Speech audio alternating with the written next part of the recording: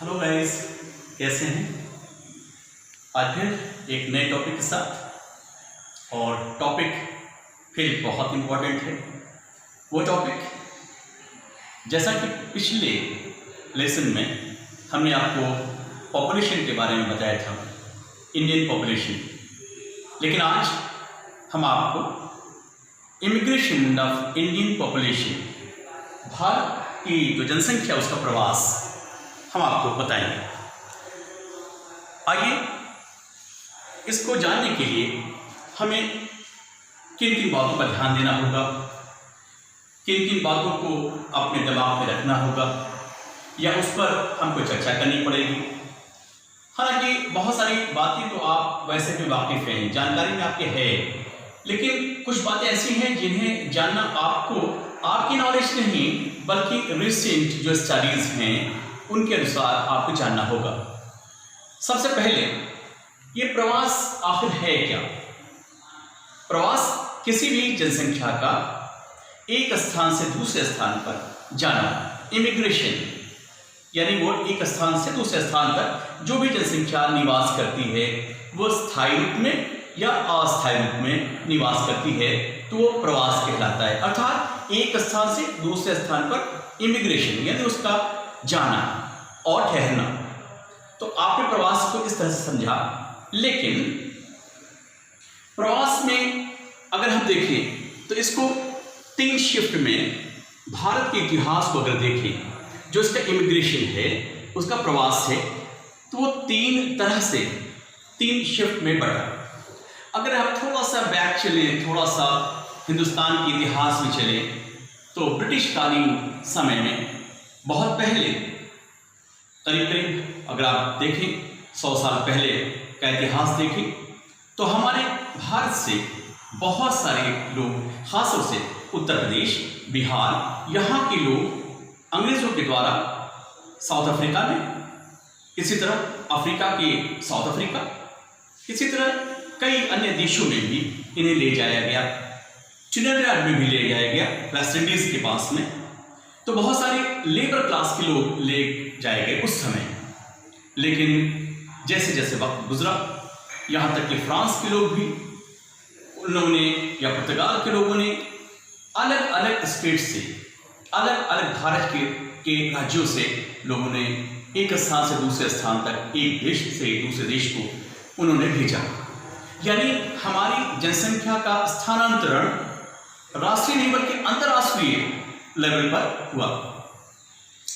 आप पूछ सकते हैं कि इन 3 शिफ्ट में जो एक मध्यकाल था, इसके ऊपर जो पहला काल ब्रिटिश काल, फिर दूसरा मध्यकाल आया। मध्यकाल यानी बीच वाला हिस्सा, जब हमारे आज़ादी हो जाती है, जब हमारा स्वतंत्रता संग्राम हो जाता है, और उसके बाद हम आज़ाद हो जाते हैं, और फिर उसमें 20-25 साल गुजार देते हैं। 1970s के आसपास हमारे भारत की बहुत सारी जनसंख्या एक प्रकार से एक स्थान से दूसरे स्थान, यानी हमारे देश से दूसरे देश में जाती है। विशेषकर मिडिल ईस्ट, मध्य पूर्व में आपने जाना ही है कि बहुत सारे हिंदुस्तान के लोग अरबियन कंट्रीज में, और उन्होंने अपना बहुत सारे रोजगार के लिए यहाँ से माइग्रेट किए, बहुत सारे। इस समय भारत में करीब करीब आप समझ लें कि 2 करोड़ लोग 110 देशों में फैले हुए हैं। तो इससे ये साबित होता है, ये बात स्पष्ट हो जाती है कि प्रवास एक स्थान से दूसरे स्थान पर जाने में होता है, लेकिन वो स्थायी में होता है, अस्थायी में होता है। स्थायी जैसे बहुत सारे अच्छी चीज़ों के लिए, बहुत सारी पब्लिक फैसिलिटीज़ के लिए, बहुत सारी चीज़ें जो हमें आसानी से प्राप्त हो जाती हैं, और हम भले के लिए, अच्छाई के लिए, अपने जीवन का स्तर सुधारने के लिए अगर एक स्थान से दूसरे स्थान पर जाते हैं भारत में ही, तो वो होता है, एक प्रकार से देखा जाए तो स्थायी रूप चले जाएंगे और वहां रह जाएं, जाकर के स्थायी रूप से चले जाएं। लेकिन दूसरी ओर कॉन्ट्रेरी अगर आप देखें तो अस्थायी क्या होता है? अस्थायी के अंतर्गत बहुत सारी जनसंख्या का एक हिस्सा वो जाकर के, जैसे पहाड़ों पर, जब पहाड़ों पर बर्फ गिरने लगती है, खासतौर से आप हिमाचल प्रदेश में देख लें, जम्मू कश्मीर देख लें, लद्दाख के एरिया में देख लें, या उत्तर भारत में उत्तर पूर्व के हिस्से में देख लें, बहुत सी जगहों पर जब बहुत बर्फबारी होने लगती है या बहुत मौसम ठंडा रहता है तो वहाँ के बहुत सारे लोग नीचे आ जाते हैं, यानी पहाड़ों से नीचे की ओर आते हैं अपने रोजगार की तलाश में, चारागाह के लिए और अन्य कारणों से वो ऊपर से नीचे आ जाते हैं, यानी अस्थायी रूप से। न केवल ये, दूसरा पॉइंट भी इसमें शामिल किया जा सकता है, जैसे बड़े बड़े शहर मुंबई, चेन्नई, कोलकाता, मंगलुरु, या फिर उससे छोटे शहर को भी देख लें। अगर आप क्वाड सिटीज यूपी के देख लें, उसमें कानपुर है, इलाहाबाद है, बनारस है, वाराणसी, इसी तरह से बहुत सारे, लखनऊ है। तो ऐसे शहरों में भी आसपास की जगह से बहुत सारे वर्कर्स, बहुत सारे श्रमिक आते हैं, सुबह काम करते हैं, शाम को लौट जाते हैं, या फिर दूसरे दिन भी लौट सकते हैं। कहने का मतलब ये कि वो अस्थायी एक प्रकार से एक शहर के अंदर आकर के रुक जाते हैं, यानी वो स्थायी रूप से रह नहीं पाते, लेकिन उनका आना और जाना ये सिलसिला लगा रहता है। अब आइए थोड़ा सा और आगे बढ़ें। देखिए, प्रवास के अब हम प्रकारों पर चलते हैं। प्रवास का प्रकार अगर हम देखें, एक तो अस्थायी हमने बताया और दूसरा आपको स्थायी बताया, लेकिन इस प्रवास के अंदर हमें अंतरराज्यीय यानी इंटर स्टेट और एक होता है विद इन द स्टेट यानी राज्य के अंदर, और एक राज्य से दूसरे राज्य में, या फिर अंतर्राष्ट्रीय लेवल पर। यानी अंतर्राष्ट्रीय लेवल पर जब हम कभी हमारी जनता, हमारे लोग जब एक स्थान से दूसरे स्थान पर जाते हैं, चाहे वो काम करने के लिए जाते हों, चाहे एजुकेशन की फैसिलिटीज को लेकर के, चाहे वो अपने रोजगार की तलाश में जा रहे हों, जब एक स्थान से दूसरे स्थान पर जाते हैं तो वो क्या होता है, राज्य के अंदर अंदर होता है, तो अंतर राज्य होता है। एक राज्य से दूसरे राज्य जाएंगे तो वो इंटर स्टेट हो जाएगा, या फिर कोई भी राज्य से अगर हम जाते हैं दूसरे देश में तो वो क्या होता है, अंतर्राष्ट्रीय हो जाता है। अब आइए थोड़ा सा और आगे बढ़ें। प्रवास के कारक क्या है, फैक्टर्स, बहुत सारे फैक्टर्स हैं। इसको आप इस तरह समझें, खासतौर से हमारे 12th के स्टूडेंट्स, आप सब बोर्ड के एग्जामिनेशंस भी होंगे, उसमें आपको ये जानना जरूरी भी होगा।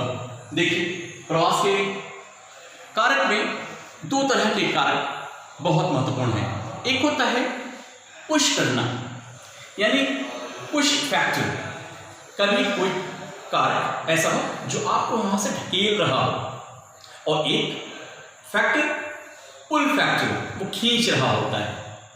पुश कैसे होगा, मान लीजिए कि आपकी एजुकेशन अच्छी नहीं है, आप एजुकेशन के लिए जा रहे हैं, मेडिकल फैसिलिटीज नहीं अच्छी हैं, उसके लिए आप जा रहे हैं, रोजगार अच्छा नहीं है, आप उसके लिए जा रहे हैं, या कोई और भी कारण हो सकते हैं, चाहे वो भौगोलिक कारण हो, क्यों ना हो, आप जा रहे हैं, तो पुश फैक्टर है। लेकिन पुल, उसने खींचा, आकर्षित किया अपनी ओर, क्यों, जब पब्लिक फैसिलिटीज हुई तो, जैसे पब्लिक फैसिलिटीज में बहुत सारी चीजें हमने बताया आपको, एजुकेशन में अगर शिक्षा आप देखते हैं, जैसे छोटा सा एग्जांपल ले लें, उत्तर प्रदेश का बनारस, उत्तर प्रदेश का लखनऊ, ये एजुकेशन हब है, तो ये एजुकेशन की वजह से लोगों को अपनी ओर आकर्षित करता है। अगर आप 10-12 साल या 15 साल का इतिहास देख लें, इधर थोड़े ही दिनों का इतिहास देख लें, तो बिहार के बहुत सारे लोग इमिग्रेशन उनका हुआ और BHU के आसपास विद इन 5 किलोमीटर एरियाज में वो बस गए। किसने खींचा, एजुकेशन की क्वालिटी या एजुकेशन की फैसिलिटीज, इन सब चीजों ने उन्हें अपनी ओर आकर्षित किया। तो इससे ये साबित होता है कि वो क्या है, पुल है, खींचने वाला। जैसे दूसरी बात, बहुत सारी चीजें ऐसी हो सकती हैं, जैसे किसी जगह पर मेडिकल की कोई फैसिलिटी ना हो, कम हो, अस्पताल कम हो। अब सही बात है कि कोई रात में बीमार पड़ जाए और आपके यहाँ कोई ऑक्सीजन की एक तरह से सहूलियत न हो, तो आपके लिए परेशानी की बात है। तो आप ये चाहेंगे कि आप उस जगह पर बसें जहाँ मेडिकल फैसिलिटीज को, बहुत सारे लोगों की ये सोच होती है और वो सोच पूरी करने के लिए वो एक तरह से जाते हैं, आकर्षित होते हैं उस तरफ जहां पर ज़्यादा से ज़्यादा फैसिलिटीज़ है, मेडिकल की फैसिलिटीज़ है। इसी तरह से बहुत सारे फैक्टर्स हो सकते हैं जो पुल और पुश करते हैं किसी भी जनसंख्या को एक स्थान से दूसरे स्थान पर ले जाने और लाने के लिए। अब आइए इसके दूसरे कारणों पर चलते हैं। सामाजिक कारण। सामाजिक कारण बहुत ही इंपॉर्टेंट है। देखिए, जैसे मान लीजिए कि बहुत सारे लोगों की शादी विवाह एक स्थान से दूसरे स्थान पर होता है, तो ये प्रवास, लड़कियों की शादियां खासतौर से जैसे गांव से गांव, कभी गांव से शहर, कभी शहर से शहर, कभी शहर से शहर के बाद भी कभी गांव से शहर की ओर बहुत बड़े पैमाने पर हो जाता है।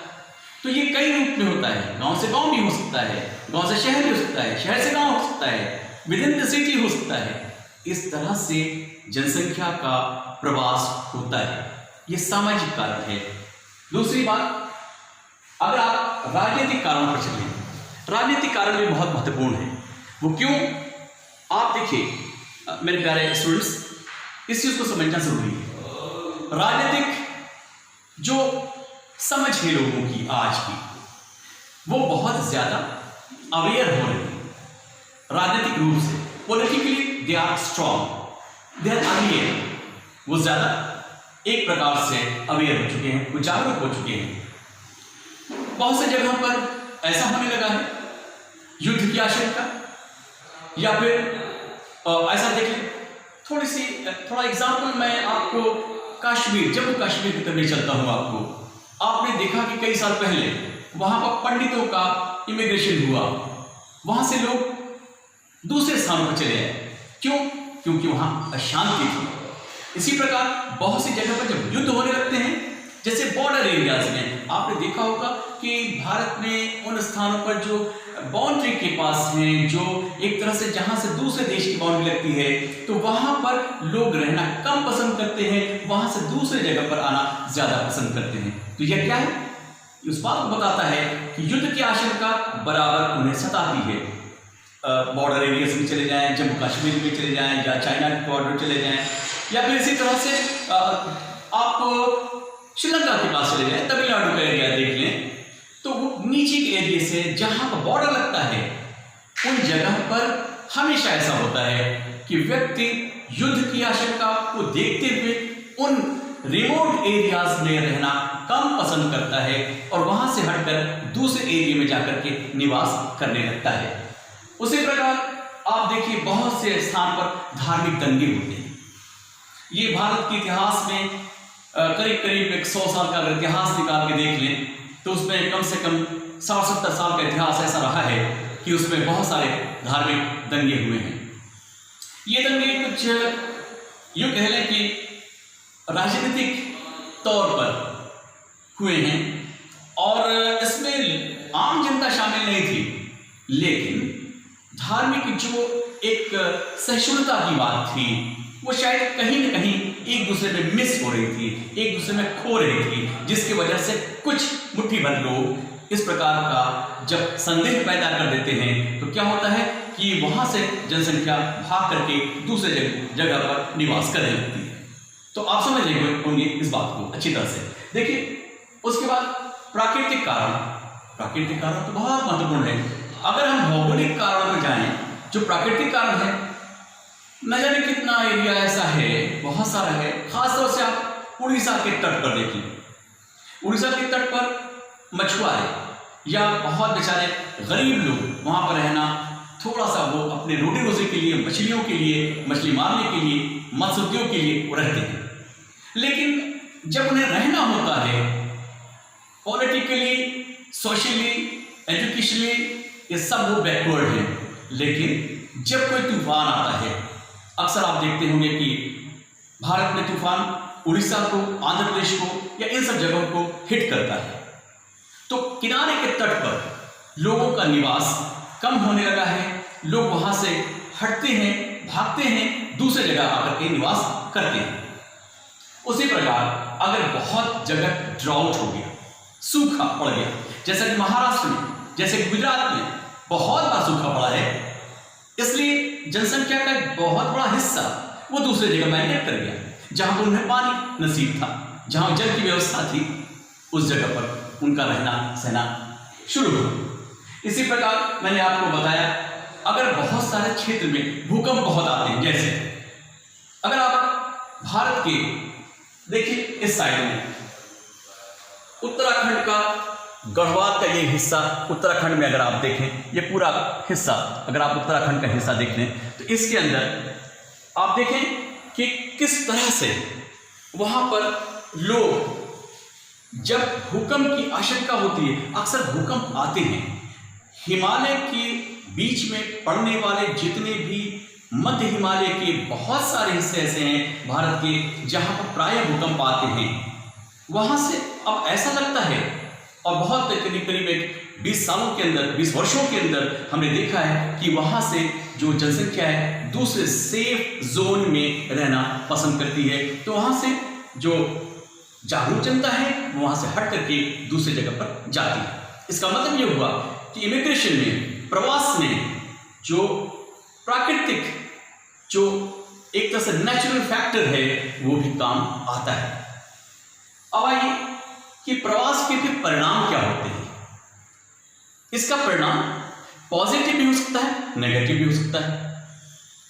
पहले हम पॉजिटिव देखें कि इसका जो एक तरह से हमारे लिए, हमारी जनसंख्या के लिए जो बहुत अच्छा होता है, क्यों होता है और कैसे होता है। देखिए, जब हम आर्थिक रूप से देखें इसको, आर्थिक रूप से बहुत आसानी से आप समझे, मेरा ख्याल है कि ये एग्जाम्पल आपको समझ में भी आ जाएगा कि आपके घर के 2, 4, 10 घर के या आपके जाने पहचानने वाले बहुत सारे लोग, पता चलता है कि वो विदेश में हैं। हो सकता है कि यूरोपियन कंट्रीज में हो सकता है अमेरिकन देशों में हो, या फिर हो सकता है मिडिल ईस्ट में हो, या दुनिया के किसी भी हिस्से में जा सकते हैं। जैसा कि मैंने आपसे कहा कि भारत की 2 करोड़ जनसंख्या 110 देशों में प्रवास करती है, तो ऐसा इससे स्पष्ट हो जाता है कि हम वहां से, जहां पर हम हैं, जहां पर वर्क कर रहे हैं, जहां मुझे रोजगार मिल रहा है, वहां से हम विदेश का धन लेकर अपने देश में आ रहे हैं। तो इससे हमारी इकोनॉमी, हमारा अर्थशास्त्र, हमारा आर्थिक व्यवस्था, हमारी आर्थिक स्थिति सुदृढ़ होती है, मजबूत होती है। ये जरूरी है कि हम विदेशों का पैसा लाएं। हाँ ठीक है, रोजगार के जरिए हम लाते हैं, और हम ला करके हमने अपने देश की अर्थव्यवस्था को सुधारा है। Apart from that, at the same time हम क्या करते हैं, अपने परिवार का भी जो जीवन स्तर है वो ऊंचा करते हैं। क्यों? क्योंकि जब हम कमाने लगते हैं, हमें अच्छे पैसे मिलने लगते हैं विदेशों में, तो वो हमें, हमारा जो जीवन स्तर है वो ऊपर उठाता है। लेकिन आपने बहुत से जगह पर देखा होगा, भारत के खासतौर से पंजाब, हरियाणा, इन सब जगहों के लोग अक्सर कनाडा या अमेरिकन कंट्रीज में बहुत सारी जगह पर हैं, और वहां से, और उत्तर प्रदेश को देखेंगे आप तो उत्तर प्रदेश में आजमगढ़ है, लखनऊ है, बनारस है, जौनपुर है, गाजीपुर है, इसी तरह से लखनऊ के क्षेत्र है। ये बहुत सारे लोग मिडिल ईस्ट में कमा रहे हैं। इससे ये स्पष्ट होता है कि वो सारे के सारे लोग जो बाहर वहां पर हैं, वो हमारे धन को, हमारे अर्थ को मजबूत कर रहे हैं। इस रूप में भारत तरक्की कर सकता है अगर हम सब वहां के धन को यहां प्राप्त करें। नेचुरली हमारे लिए ये जरूरी है कि हम विदेशों से भी धन कमाएं, लेकिन problem is that what is next coming, वो है यहाँ की प्रॉब्लम्स।